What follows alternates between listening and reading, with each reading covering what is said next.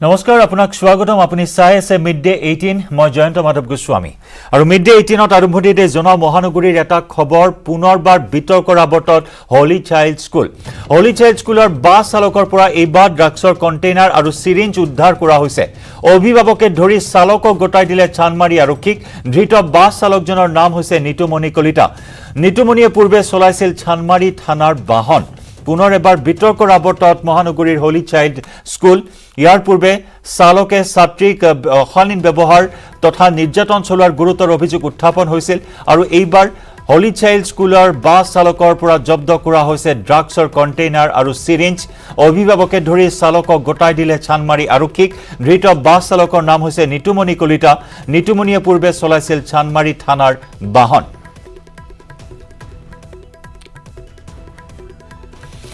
আৰু এইখিনি মুহূৰ্তত চানমাৰী থানাত উপস্থিত আছে আমাৰ সতীৰ্থ সাংবাদিক ভাস্কৰ জ্যোতি হাজৰিকা ভাস্কৰ পুনৰ এবাৰ বিতৰ্কৰ আৱৰ্তত হলি চাইল্ড স্কুল ছাত্ৰীক নিৰ্যাতন চলোৱাৰ বিতৰ্ক আৰু তাৰ পিছত এইবাৰ বাছ চালকৰ হাতত ড্ৰাগছৰ কণ্টেইনাৰ সিৰিঞ্জ উদ্ধাৰ কৰা হৈছে যিজন চালকে ইয়াৰ পূৰ্বে চানমাৰী থানাত বাহন চলাইছিল আৰু সেই চানমাৰী থানাৰে আজি আলহী হ'ল সেই চালকজন না চাওক জয়ন্ত এই মুহূৰ্তত ডাঙৰ খবৰ এইকাৰণে কৈছোঁ যিহেতু কিছুদিন পূৰ্বে হয়তো সকলোৱে জ্ঞাত যে যি হলি চাইল্ড স্কুল চানমাৰী যি হলি চাইল্ড স্কুল সেই হলি চাইল্ড স্কুলৰ এজন চালকৰ বিৰুদ্ধে এগৰাকী ছাত্ৰীক নিৰ্যাতনৰ অভিযোগ উঠিছিলে আৰু তাৰ পাছতেই আচলতে এক হাহাকাৰ পৰিৱেশ সৃষ্টি হৈছিলে অভিভাৱকসকলৰ মাজত আৰু তাৰ পাছতে সেই ঘটনাৰ চাঞ্চল্য আচলতে নৌমাৰ যাওঁতেই যোৱাকালি বিয়লি ভাগত আচলতে যি সেই একেখন যে হলি চাইল্ড স্কুলৰে এজন বাছ চালক সেই বাছ চালকক ড্ৰাগছৰ কণ্টেইনাৰ সহ যি অভিভাৱক আছে সেই একাংশ অভিভাৱকে তেওঁক আটক কৰি চানমাৰী আৰক্ষী থানাত লৈ আনে আৰু সেই যিগৰাকী চালকক ইতিমধ্যে ৰাইজে আটক কৰি দিছিল সেয়া পূৰ্বে চানমাৰী থানাৰ গাড়ী চালক আছিলে তাৰ পাছতে তেওঁ হলি চাইল্ড স্কুলৰ চালক হিচাপে তেওঁ নিয়োজিত হৈছিলে আৰু কথাটো হৈছে যিহেতু ড্ৰাগছ খাই যেতিয়া স্কুলৰ বিদ্যালয় যেতিয়া বাহন চলোৱা যাব সেই ছাত্ৰ ছাত্ৰীসকলৰ বা সেই শিক্ষাৰ্থীসকলৰ ভৱিষ্যত কি হ'ব বা সেইসকলক লৈ নিৰাপত্তা ক'ত এনেকুৱা ধৰণৰ প্ৰশ্ন আচলতে অভিভাৱকসকলে তুলিছে কাৰণ এনেকুৱা এটা ডাঙৰ খবৰ যিহেতু সেই যিজন চালকক ইতিমধ্যে ৰাইজে কৰায়ত্ব কৰিছিলে সেই কৰায়ত্ব কৰা চালকজনৰ পৰা তিনিটাকৈ কণ্টেইনাৰ লাভ কৰিছিলে সিৰিঞ্জ লাভ কৰিছিলে আৰক্ষীৰ প্ৰাথমিক সোধপোছত তেওঁ বাৰে বাৰে এটা কথা কৈছে যে তেওঁ নিজেই খাবলৈ আচলতে সেয়া ব্যৱহাৰ কৰে বা নিজেই তেওঁ খায় নিজে আচলতে ড্ৰাগছ লয় কিন্তু কথাটো হৈছে যদিহে সেই চালকজনে ড্ৰাগছ লয় সেই ড্ৰাগছ লোৱা চালকজনক কিয় আচলতে হলি চাইল্ডে তেওঁক আচলতে সেই ছাত্ৰ ছাত্ৰীক কঢ়িওৱা বাছ চলাব দিছিলে তাক লৈ আচলতে প্ৰশ্ন হৈছে কাৰণ এনেকুৱা ধৰণৰ প্ৰশ্ন হৈছে যে আচলতে হলি চাইল্ড স্কুলে যেতিয়া কোনো এজন চালকক নিযুক্তি দিয়াৰ পূৰ্বে আচলতে তেওঁলোকে নিৰীক্ষণ নকৰে নেকি যে সেই চালকজনৰ চাল চলন হওক বা সেই চালকজনৰ পূৰ্বৰ কেনেকুৱা ধৰণৰ ৰেকৰ্ড সেইবোৰ আচলতে নাচায় নেকি কাৰণ সেইবোৰ চোৱাৰ অতিকৈ প্ৰয়োজন কাৰণ কণ শিক্ষাৰ্থীৰ ভৱিষ্যত কথা আছে কাৰণ সেইসকলক যেতিয়া ড্ৰাগছ আসক্ত এজন চালকে যেতিয়া লৈ যাব ভগৱানে নকক আচলতে ৰাজপথত যেতিয়া এক দুৰ্ঘটনাত সংঘটিত হ'ব সেয়া দায়িত্ব ল'ব কোনে এনেকুৱা ধৰণৰ বহু প্ৰশ্ন আহি পৰিছে যি নহওক এই মুহূৰ্তত ডাঙৰ খবৰ এইটোৱে যে হলি চাইল্ড স্কুলৰ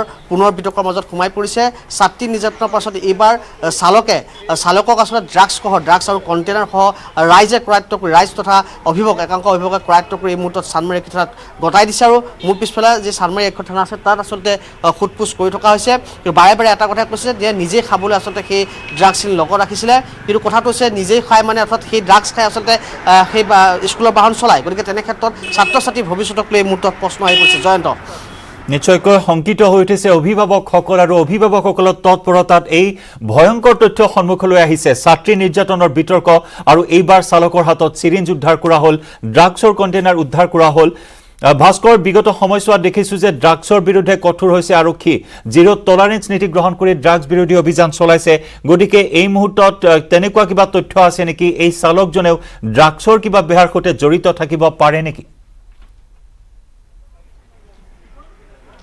না প্ৰাথমিক যিখিনি তদন্ত কৰিছে তাত আচলতে তেওঁ ড্ৰাগছৰ বেহাৰ লগত জড়িত নহয় আচলতে ড্ৰাগছ আসক্ত যুৱক কাৰণ তেওঁ ড্ৰাগছ নিজেই লয় গতিকে আমি যিমান দূৰ জানো এতিয়ালৈ এই মুহূৰ্তলৈ যিখিনি তদন্ত প্ৰক্ৰিয়া আগবাঢ়িছে চানমাৰী আৰক্ষীয়ে তেওঁলোকৰ পৰা আমি প্ৰাথমিক বা সোধপোছ বা তেওঁলোকৰ পৰা আমি যি তথ্য লাভ কৰিছোঁ তেওঁলোকে এই কথা নিশ্চিত হৈছে যে তেওঁ ড্ৰাগছ ব্যৱসায়ৰ লগত জড়িত নহয় ড্ৰাগছ সৰবৰাহৰ লগত জড়িত নহয় তেওঁ ড্ৰাগছ সেৱন কৰে ড্ৰাগছ আসক্ত এজন যুৱক আছিলে কিন্তু কথাটো হৈছে বাৰে এটাই প্ৰশ্ন হৈছে ড্ৰাগছ আসক্ত এজন যুৱকক কিয় আচলতে হলি চাইল্ড স্কুলত বাহন চলাবলৈ দিয়া হ'ল তাকো সৰুকণ ছাত্ৰ ছাত্ৰীক কঢ়িওৱা বাহন তাক তেনে ক্ষেত্ৰত অভিভাৱকসকলে প্ৰতিজন অভিভাৱক আচলতে প্ৰশ্ন তুলিছে যে এইসমূহ চালক যেতিয়া নিযুক্তি দিয়া হয় সেই চালকসমূহক নিযুক্তিৰ পূৰ্বে আচলতে তেওঁলোকে নাচায় নেকি? কাৰণ সেইখিনি বিদ্যালয়ৰ দায়িত্ব আছে যে এজন যেতিয়া চালকক নিযুক্তি দিব, বিশেষকৈ কণ কণ ছাত্ৰ ছাত্ৰীসকলক যিখন বাছ চলাব, পঢ়ুৱা যিখন বাছ চলাব, সেই চালকসমূহক আচলতে নিযুক্তিৰ ক্ষেত্ৰত আচলতে যথেষ্ট চাবলগীয়া আছে। গতিকে হয়তো ক'ৰবাত নহয় ক'ৰবাত হলিচাইল স্কুলৰ ভুল আছিলে বা হলিচাইল স্কুলে সেই দায়িত্ব সম্পন্ন কৰা নাছিলে, যাৰ ফলশ্ৰুতিত এনেদৰে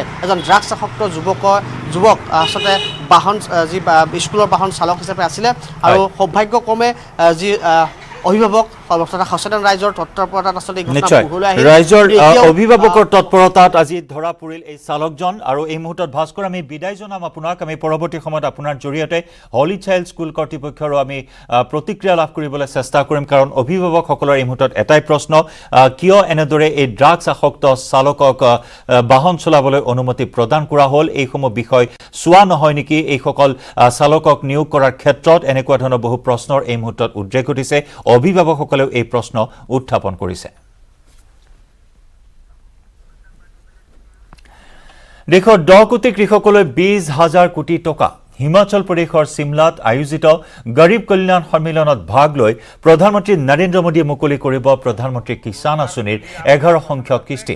চিমলাত গৰীব কল্যাণ সন্মিলনৰ উপলক্ষে আড়ম্বৰ পুনৰ অনুষ্ঠানৰ আয়োজন কৰা হৈছে। পোনপটীয়া সম্প্ৰচাৰ আগবঢ়াইছো এই মুহূৰ্তত। और तेजी से खोलना पड़ता है, फिर वो सर्कस की तरह उठा करके जाना पड़ता है।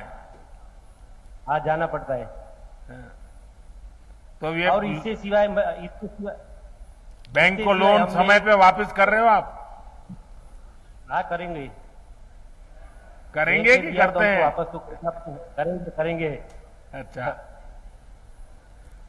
जो लोग आपके साथ काम करते हैं उनको भी सरकार की जो योजनाएं हैं उस विषय में कभी आपने बताया? गरीब परिवार के लोग होंगे जो आपके यहाँ मजदूरी करते हैं, इतना आपका कारोबार बढ़ा है।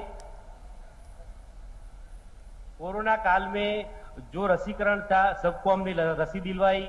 कोरोना काल में मेरा कार्ड है लेकिन हमको अनाज की जरूरत नहीं थी, हमने अनाज नहीं लिया, लेकिन जिसको जरूरत थी उसको अनाज मुहैया कराया। और हमारी आय 4 लाख से अधिक है। हमने आयुष्मान कार्ड नहीं लिया, लेकिन हमारे आसपास के जो लोग को आयुष्मान कार्ड की जरूरत है उन सबका आयुष्मान कार्ड भी हमने निकाला है। मतलब आपने अपने साथ जो काम करने वाले हैं उनकी भी बहुत देखभाल की, मुझे बहुत अच्छा लगा। मेरी अरविंद भाई आपको और प्रधानमंत्री मुद्रा योजना का लाभ लेकर के अपना व्यवसाय, अपना कारोबार जो सेल्फ स्वरोजगार की दिशा में काम करना चाहते हैं उसमें आपने एक बड़ा प्रेरणा का काम किया है। और आप रोजगार खोजने वाले नहीं, रोजगार देने वाले बन गए। मैं आपको बहुत बहुत बधाई देता हूं, बहुत बहुत धन्यवाद। मैं एक बात और करना चाहता हूं। क्या बताना चाहते हो? मेरी बच्ची खेल महाकुंभ में डीएलएस द्वारा खेल रही है, वो भी नेशनल गेम प्लेयर भी है। क्या नाम है? राजवी। अच्छा, क्या खेलती है? एथलेटिक्स। एथलीट में, वाह। चलिए हमारे आशीर्वाद दे दीजिए उसको।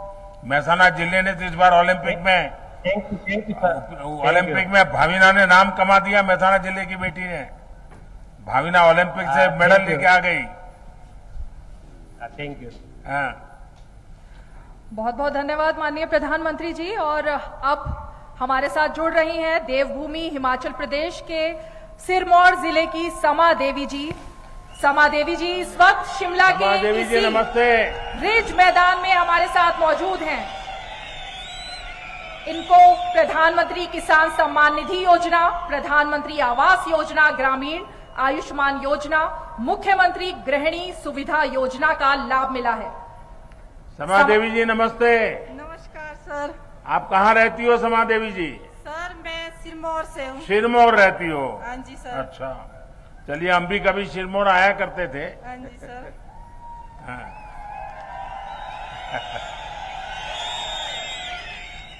अच्छा रमा देवी जी बताइए हमें, समा देवी जी हाँ जी सर। हमें बताइए आपने भारत सरकार की वो कौन सी योजनाएं हैं जिसका आपने लाभ लिया है, आपको फायदा मिला है? सर मुझे पहले तो प्रधानमंत्री आवास योजना के तहत मकान का मिला है, जिसमें कि मेरे पास बहुत ही कच्चा मकान था। मुझे ये सुविधा सरकार की ओर से भी मिली है। कुछ हमने दिहाड़ी मजदूरी करके कुछ पैसा हमने इकट्ठा भी किया था सर, जिससे कि हमें ये सुविधा मिली और कुछ पैसा वो लगा दिया, फिर हमने उस पैसे से अपना कच्चा मकान पक्का बना दिया है सर। सरकार की तरफ से कितना पैसा मिला समाज जी? सर जी मुझे सरकार की तरफ से 1.5 लाख की राशि मिली थी। अच्छा, कोई दिक्कत तो नहीं हुई पैसा पाने में? नहीं सर, कोई दिक्कत नहीं हुई। अच्छा, हाँ जी सर। और मकान आपको जैसा चाहिए था वैसा बना दिया? हाँ जी सर। अभी मकान अच्छा बना दिया तो मेहमान भी बहुत आते होंगे? हाँ जी सर, मेहमान भी आते हैं। तो फिर नया नया खाना पकाना पड़ता होगा? हाँ जी सर। तो फिर खर्चा बढ़ गया होगा अब तो? कोई बात नहीं सर, ये तो आप लोगों की, आपके सरकार की और आपकी बहुत बहुत आभार व्यक्त करती हूँ मैं। अच्छा समाजी, आप खेती करती हैं? हाँ जी सर, मैं खेती बाड़ी भी करती हूँ, छोटे से अपनी खेती बाड़ी भी है। तो खेती बाड़ी में क्या पकाती हो? सर अभी तो लहसुन चला हुआ है, फिर उसके बाद बीन हो गया, मटर हो गए, मटर भी हम लेट लगाते हैं। अभी तो मक्की और आलू। हाँ जी। अच्छा, हाँ जी सर। तो आपको पीएम किसान सम्मान निधि का पैसा मिलता है? हाँ जी सर, मुझे पीएम सरकार किसान निधि का पैसा भी मिलता है, जो कि मुझे 2-2 हजार करके साल के 6,000 मिलते हैं सर। अच्छा। हाँ जी सर, इसका भी मैं आपसे बहुत बहुत धन्यवाद करना चाहती हूँ, आपसे भी, पीएम मोदी जी, और सरकार से भी। समाज जी, आपको बहुत बहुत नमस्कार। आपने बहुत अच्छे ढंग से बताया, मैं आपका आभारी हूँ। धन्यवाद जी। धन्यवाद सर। बहुत बहुत धन्यवाद माननीय प्रधानमंत्री जी। और आपका ये सहज संवाद ही है जो किसी भी भारतवासी को आपके साथ जुड़ा हुआ महसूस कराने के लिए काफी होता है। ये महज कुछ लोगों के साथ माननीय आपका ये संवाद था, लेकिन आज के इस ऐतिहासिक कार्यक्रम में देश भर के लगभग 1500 जगहों से लाखों लाखों लोग इस कार्यक्रम का हिस्सा हैं और जुड़े हुए हैं। माननीय प्रधानमंत्री जी, आपकी प्राथमिकता में हमेशा से देश के अन्नदाता यानी हमारे किसान शामिल रहे हैं और बीते वर्षों में आपने किसानों की आय को दोगुना करने से लेकर उनके आत्मसम्मान को बढ़ाने में जो प्रयास किए हैं, उसको लेकर देश के किसान आपके आभारी हैं। प्रधानमंत्री किसान सम्मान निधि योजना के माध्यम से आपने अन्नदाताओं के खातों में सालाना 6,000 रुपए देने का जो भागीरथ प्रयास किया है, उसका फायदा देश के करोड़ों करोड़ों किसानों को मिल रहा है। प्रधानमंत्री जी, इस योजना के माध्यम से अब तक 1,82,000 करोड़ रुपए से ज्यादा की राशि हमारे अन्नदाता प्राप्त कर चुके हैं। इस क्रम में पीएम किसान सम्मान निधि की 11वीं किश्त के रूप में आज फिर से माननीय प्रधानमंत्री जी के द्वारा देश के किसानों के खातों में 21,000 करोड़ रुपए सीधे ट्रांसफर होंगे। हम अब माननीय प्रधानमंत्री जी से विनम्र निवेदन करेंगे कि वो कृपया बटन दबाकर प्रधानमंत्री किसान सम्मान निधि की 11वीं किश्त किसानों के खातों तक पहुंचाने की कृपया करें।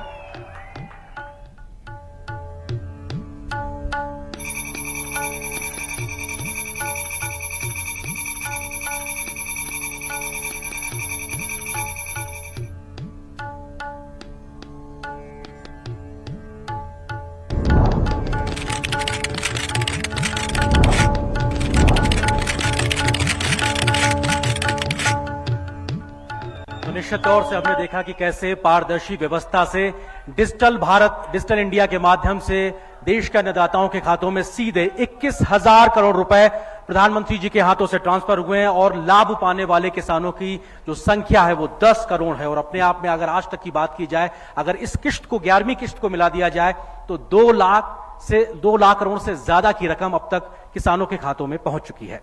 बहुत बहुत धन्यवाद प्रधानमंत्री जी। और भारत के मान सम्मान को देश दुनिया में बढ़ाने का काम करने वाले, देश की 130 करोड़ जनता की आकांक्षाओं को पूरा करने वाले ऐसे प्रधानमंत्री, जिन्हें प्रधानमंत्री के रूप में पाकर भारत का हर एक नागरिक गर्व महसूस करता है। अब हम बेहद विनम्रता के साथ आमंत्रित करना चाहते हैं दुनिया के सबसे लोकप्रिय नेता और नए भारत के शिल्पकार माननीय प्रधानमंत्री श्री नरेंद्र मोदी जी को कि वो कृपया आए और हमें अपने आशीर्वचनों से अनुग्रहित करें। माननीय प्रधानमंत्री जी।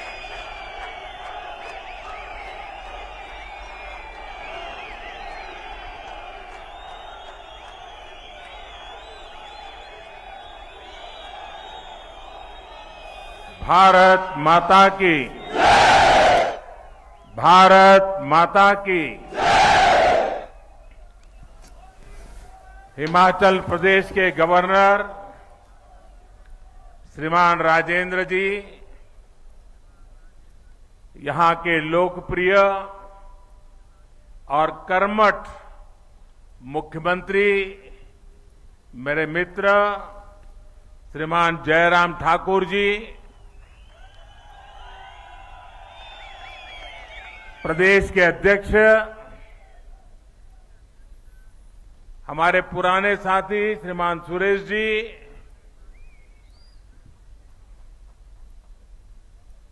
केंद्र के मंत्रिपरिषद के मेरे साथियों,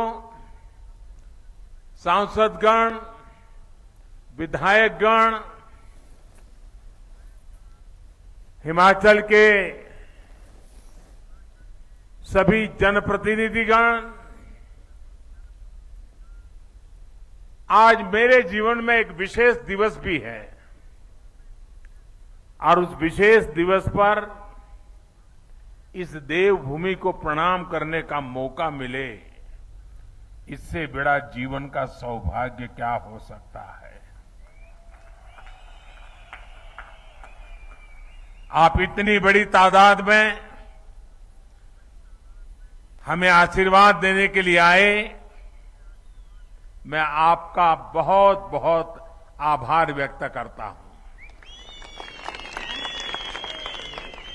अभी देश के करोड़ों करोड़ किसानों को उनके खाते में पीएम किसान सम्मान निधि का पैसा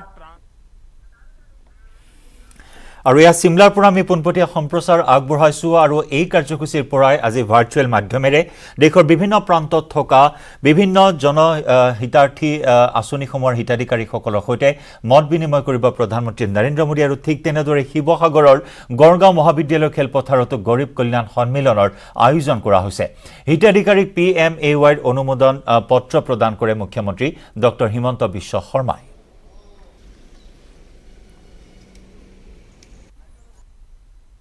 প্ৰায় 21,000 কোটি টকা আজি হিমাচল প্ৰদেশৰ পৰা তেখেতে বুটাম টিপি দিয়াৰ লগে লগে প্ৰায় 10 কোটি কৃষকৰ বেংক একাউণ্টলৈ এই টকা সোমাব আৰু এয়া হ'ল কৃষক সন্মান নিধিৰ 11তম কিস্তি।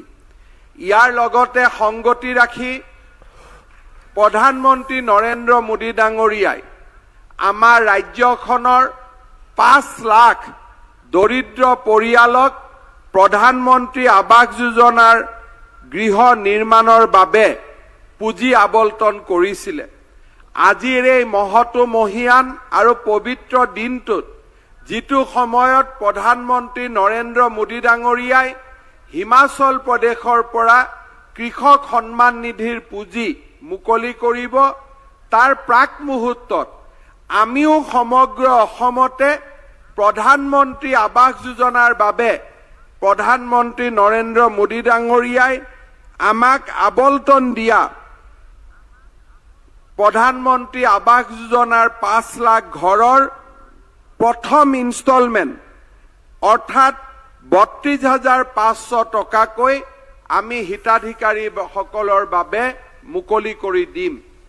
আজি যেতিয়া মই চৰাইদেউ আৰু শিৱসাগৰ জিলাৰ ৰাইজক সম্বোধন কৰিছো, এই একে সময়তে অসমৰ প্ৰতিখন জিলাত, যোৰহাট জিলাক বাদ দি প্ৰতিখন জিলাতেই প্ৰধানমন্ত্ৰী আৱাস যোজনাৰ প্ৰথম কিস্তিৰ ধন মুকলি কৰি দিয়া হ'ব। ইফালে ক্ষেত্ৰীটো গৰীব কল্যাণ সন্মিলন, প্ৰধানমন্ত্ৰী আৱাস যোজনা আৰু অন্যান্য হিতাধিকাৰীসকলৰ সৈতে প্ৰধানমন্ত্ৰী নৰেন্দ্ৰ মোদীৰ পোনপটীয়া ভাৱ বিনিময় অনুষ্ঠানত অংশগ্ৰহণ কৰে সাংসদ প্ৰদান বৰুৱা আৰু পূব গুৱাহাটী সমষ্টিৰ বিধায়ক সিদ্ধাৰ্থ ভট্টাচাৰ্যৰ লগতে জিলা প্ৰশাসনৰ বিষয়াসকল। এই অনুষ্ঠানতে প্ৰধানমন্ত্ৰী কিষাণ সন্মান নিধিৰ 10 কোটিৰো অধিক কৃষকলৈ 21,000 কোটি টকাৰ কিস্তি হস্তান্তৰকৰণ প্ৰক্ৰিয়াৰ ভাৰ্চুৱেলি আৰম্ভ কৰা হয়।